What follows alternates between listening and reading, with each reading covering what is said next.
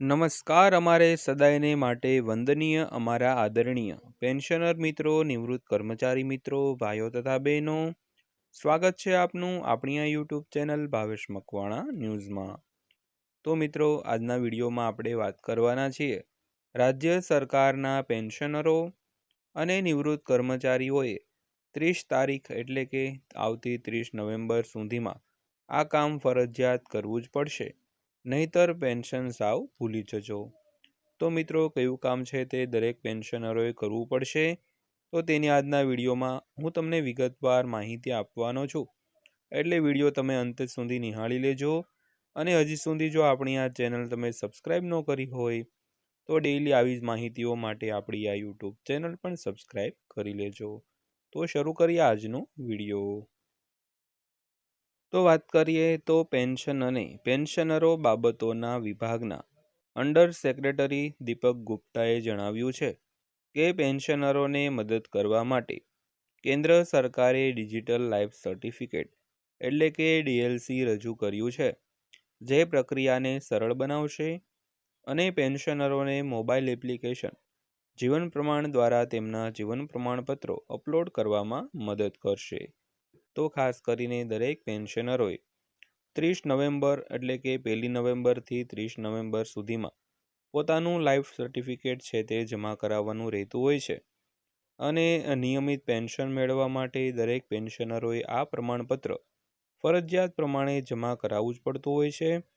તો ખાસ કરીને પેન્શન અને પેન્શનર કલ્યાણ વિભાગના જે અંડર સેક્રેટરી છે દીપક ગુપ્તાએ જણાવ્યું છે કે કેન્દ્ર સરકારે ડિજિટલ લાઈફ સર્ટિફિકેટ છે તે રજૂ કર્યું છે અને એક મોબાઈલ એપ્લિકેશન દ્વારા પોતાના ઘરે રહીને જીવન પ્રમાણપત્રો છે તે અપલોડ કરવામાં આવતા હોય છે.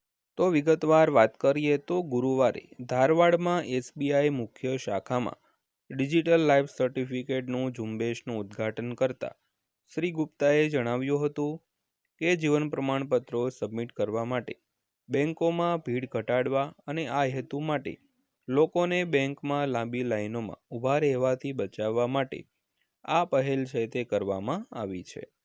તો તેમણે કહ્યું કે પેન્શનરોને વિતરણ એજન્સી સમક્ષ વ્યક્તિગત રીતે હાજર રહેવાની અથવા તો જીવન પ્રમાણપત્ર મેળવવાની જરૂરિયાત પેન્શન રકમના સરળ ટ્રાન્સફરની પ્રક્રિયામાં એક મોટો અવરોધ હતો મિત્રો. ત્યારબાદ એવું નોંધવામાં આવ્યું છે કે તે ઘણી મુશ્કેલીઓ અને બિનજરૂરી અસુવિધાનું કારણ બને છે.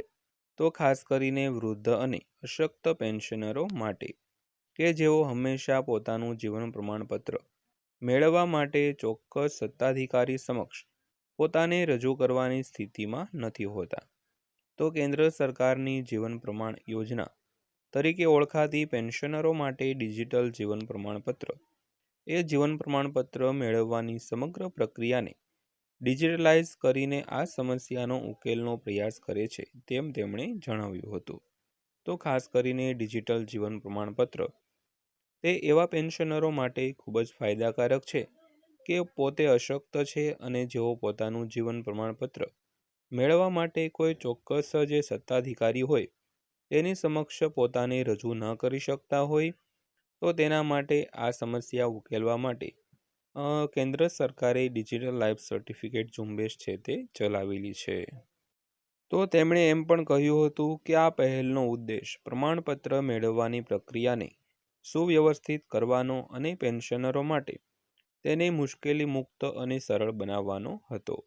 તો નવી પહેલ સાથે પેન્શનરોને ચૂકવણી કરતી એજન્સી અથવા તો પ્રમાણપત્ર સત્તામંડળ સમક્ષ શારીરિક રીતે હાજર રહેવાની જરૂરિયાત ભૂતકાળની વાત બની જશે.